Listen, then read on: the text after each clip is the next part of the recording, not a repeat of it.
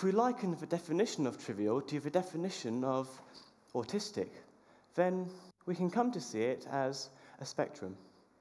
And we have a spectrum of people that we are not fussing about. And we need to be, because these people are the molehills that should be mountains in society. I didn't make a fuss. I was not fussed about, and I suffered.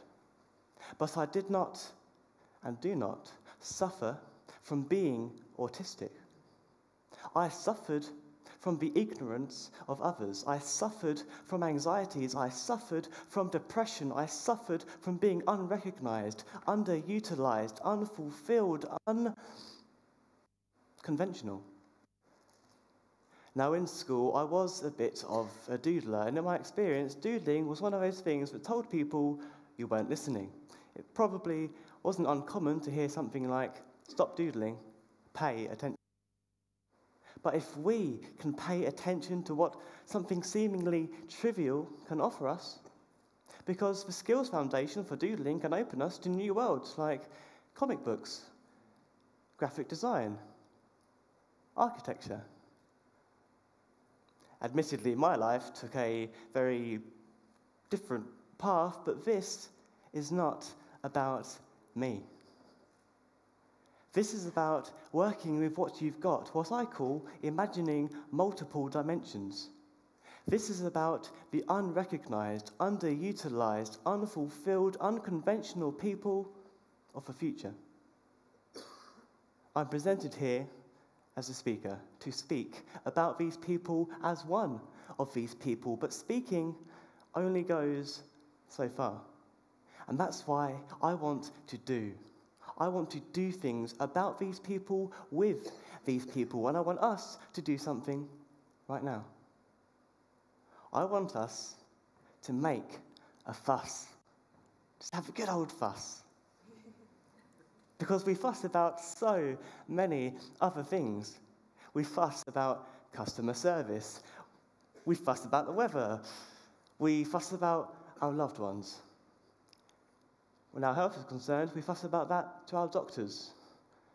Indeed, we need to fuss in the context of education, because if we see unusual behaviour or a bruise, and we don't fuss, we may be allowing abuse to continue.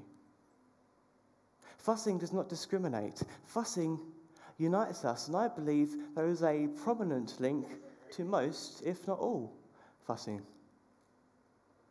We fuss because we want what we think we deserve.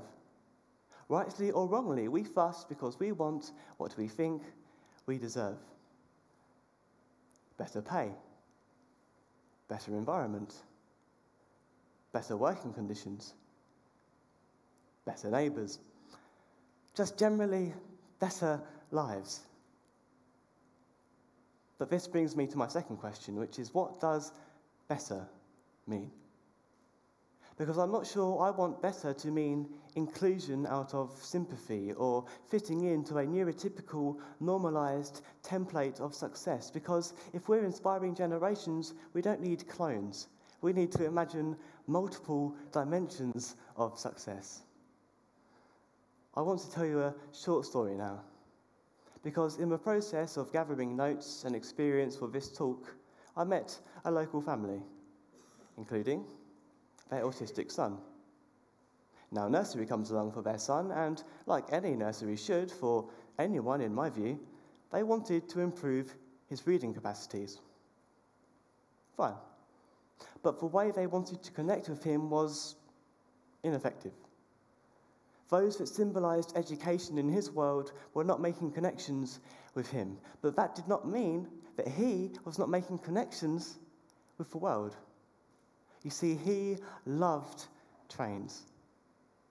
And whilst his family could have easily dismissed this love as a distraction from the core curriculum of life, they chose to take it from his world, utilise it and maximise it, and created the engine ABC. The engine ABC was an organic alphabet book, co-produced with their son, where every letter of that alphabet correlated to a train reference.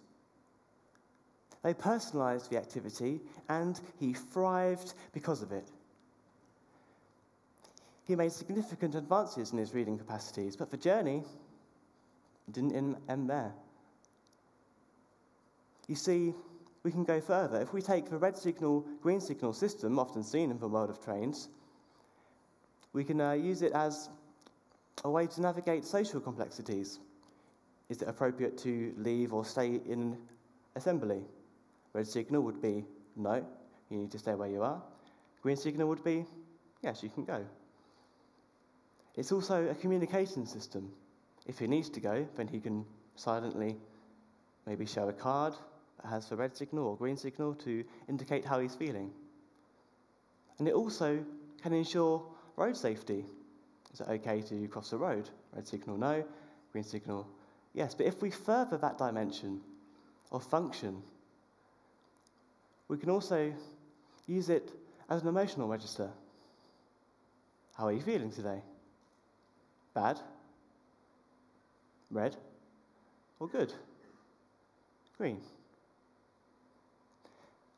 Let it be known that this is just a mere snippet of a much broader picture. But I feel that it demonstrates that if we imagine multiple dimensions of communication, of success, of function, of our very identities, then we can be anything but trivial. And it ties in with what my friend Jack Whitfield said, speech illustrator from Cornwall, when I asked about the relationship between art and his autistic identity. He said that when we can streamline something beautiful, we can then really appreciate the individual, beautiful parts of something, and therefore make more sense of it. I return to an earlier thought. We fuss because we want what we think we deserve. And now my final question. What do autistic people deserve? I believe that they deserve to be appreciated for their individual, beautiful parts, but also meaningfully integrated as a whole. And that is why we should make mountains out of molehills. Because autistic people are worth fussing about. Thank you.